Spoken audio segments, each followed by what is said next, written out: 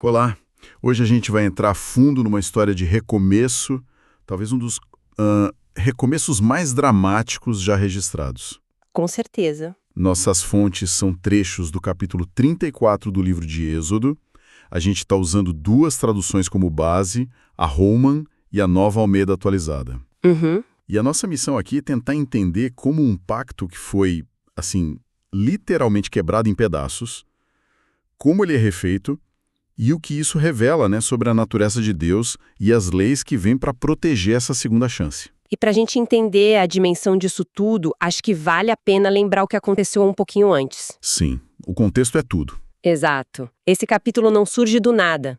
Ele é a consequência direta da maior crise que o povo de Israel já tinha enfrentado, que foi o episódio do bezerro de ouro. A grande traição. A quebrou as tábuas originais da lei. Então, o que a gente tem aqui não é um simples vamos tentar de novo. Não mesmo. É uma redefinição completa da relação, onde a misericórdia é colocada à prova, mas, ao mesmo tempo, com uma exigência de lealdade que agora se torna, assim, inegociável. Então o cenário já começa com uma tensão altíssima, né? A primeira cena é Deus instruindo Moisés a preparar duas novas tábuas de pedra. Idênticas às primeiras. Isso. E a ordem é muito específica. Suba ao Monte Sinai sozinho. Exatamente. O texto diz: ninguém deverá subir com você. Ninguém. Isso é uma mudança, assim, radical em relação à primeira vez, que foi um evento quase público, né? Com trovões, relâmpagos. O povo todo assistindo à distância. Primeiro no particular, sabe? Entre Deus e o mediador, antes de ser reapresentada para a nação. A confiança foi quebrada coletivamente, mas o conserto começa de forma individual. Faz todo sentido. É um recomeço que exige um foco total. E Moisés obedece. Ele sobe o monte de madrugada, sozinho, levando as novas tábuas. E é nesse isolamento que acontece o que talvez seja o ponto central de toda a narrativa. A revelação. A revelação direta. O texto diz que o Senhor desceu numa nuvem e proclamou o seu próprio nome. E o que eu acho fascinante aqui é que não é só dizer um nome. Deus faz uma proclamação sobre o seu próprio caráter. É uma autorrevelação. Ele se descreve. Ele se descreve, as fontes, lá em Êxodo 34, versículos 6 e 7 são muito claras, a proclamação começa assim: Senhor, Deus compassivo e bondoso, tardio em irar-se e grande em misericórdia e fidelidade. Quer dizer, a primeira coisa que Deus faz, antes de ditar qualquer lei de novo, é se apresentar com uma ênfase esmagadora na graça. Uhum. Depois do povo ter cometido o pior pecado possível, a primeira mensagem não é de condenação, é de compaixão, de paciência. Isso é muito contraintuitivo. Totalmente. É como se Deus estivesse dizendo, olha, antes da gente falar sobre as regras, você precisa entender quem eu sou. A base desse pacto não é a sua perfeição, mas a minha misericórdia. Uau! Só que essa revelação tem um outro lado, que vem logo em seguida. A proclamação continua. Ainda que não inocenta o culpado, e visita a iniquidade dos pais nos filhos e nos filhos dos filhos até a terceira e quarta geração. E aí está a complexidade, né? Não é uma graça barata. A misericórdia é imensa, mas a justiça também é real. As ações têm consequências que, segundo o texto, podem atravessar gerações. Como é que essas duas ideias convivem? Essa é a tensão fundamental que sustenta toda a aliança. A graça não anula a responsabilidade. Certo. O perdão está disponível, mas a justiça não é ignorada. É um equilíbrio, assim, muito delicado. É a afirmação de que Deus é bom, mas também é santo. Entender essa dualidade é a chave para compreender tudo o que vem depois. Não tem uma coisa sem a outra. E a reação do Moisés mostra que ele entendeu o peso do momento. Ele não tenta argumentar, não pede explicações, ele imediatamente, inclinando a cabeça à terra, o adorou.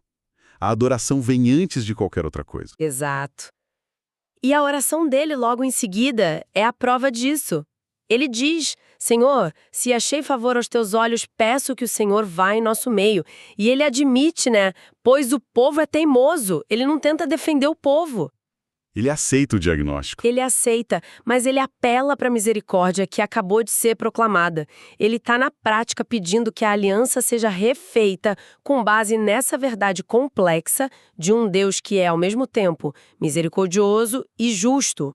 Bom, depois dessa revelação incrível e da adoração de Moisés, o tom da conversa muda drasticamente.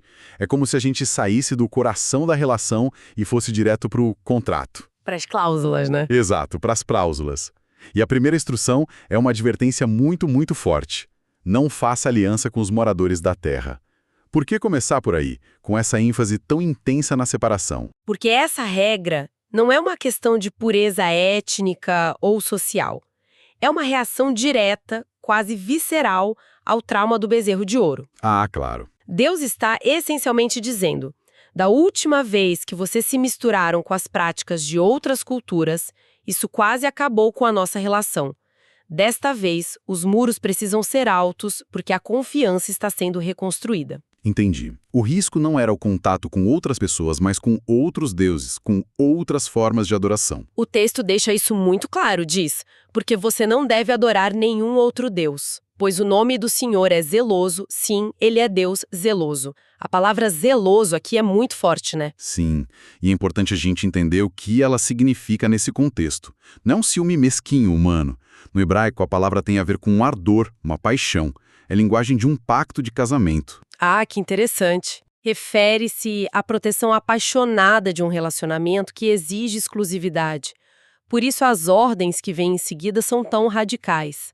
Destruir altares, quebrar colunas sagradas, cortar os postes ídolos, são medidas práticas para eliminar qualquer possibilidade de sincretismo religioso. E a proibição de casamentos com outros povos também entra nesse pacote.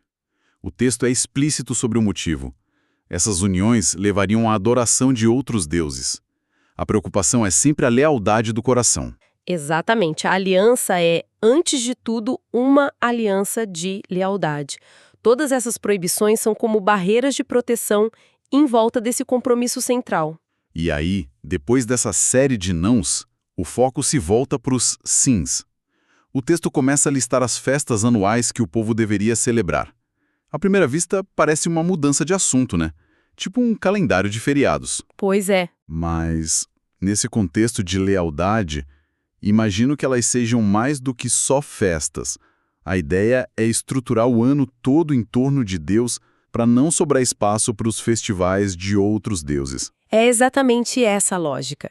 As 3 festas principais que as fontes mencionam, a festa dos pães sem fermento, a festa das semanas e a festa da colheita no final do ano, elas não são datas aleatórias. Certo. Elas ancoram a vida social, religiosa e até econômica do povo no calendário divino. Elas marcam o tempo de acordo com os atos de Deus, não de acordo com os ciclos dos deuses cananeus. É uma forma de dizer, até o seu tempo pertence a esta aliança. E no meio dessas instruções aparecem outras regras, como a consagração do primogênito e a reafirmação do sábado. O texto faz questão de frisar que o sábado deve ser guardado mesmo no tempo de arar e de colher. Esse detalhe sobre o sábado é fundamental. É mesmo. Ele mostra a profundidade do compromisso exigido. A aliança não pode ser pausada quando é inconveniente, né? A lealdade a Deus se sobrepõe até mesmo à lógica da sobrevivência econômica. Mostra que todos os aspectos da vida, do nascimento à produção de alimentos, estão sob os termos do pacto. Nada fica de fora. E no final dessa sessão tem aquela regra que sempre chama atenção. Não cozinharás o cabrito no leite da sua mãe. Parece tão específica, tão fora de lugar. Pode parecer, mas funciona como um marcador de fronteira, sabe? Algumas pesquisas sugerem que essa prática podia estar associada a rituais de fertilidade de povos vizinhos. Ao proibir isso, a lei cria mais uma distinção clara. É um jeito de dizer, nós não fazemos as coisas como eles fazem. Mais uma camada de proteção. Exato, para a identidade e adoração exclusiva de Israel. Ok, então, depois de toda essa legislação, o texto nos leva de volta para o topo do monte. Moisés esteve lá por 40 dias e 40 noites. E as fontes fazem questão de mencionar um detalhe, assim, impressionante. sem comer pão nem beber água. Exato. E quando ele finalmente desce com as novas tábuas, algo visível e extraordinário aconteceu com ele. Sim, a pele do rosto dele resplandecia. A palavra hebraica usada aqui é incomum, ligada à ideia de raios de luz. Não é uma auréola suave, é um brilho intenso, uma radiância. E o mais curioso é que ele mesmo não percebe. Ele não sabia. Não, são as outras pessoas, Arão e os líderes, que veem e ficam chocadas. Uau!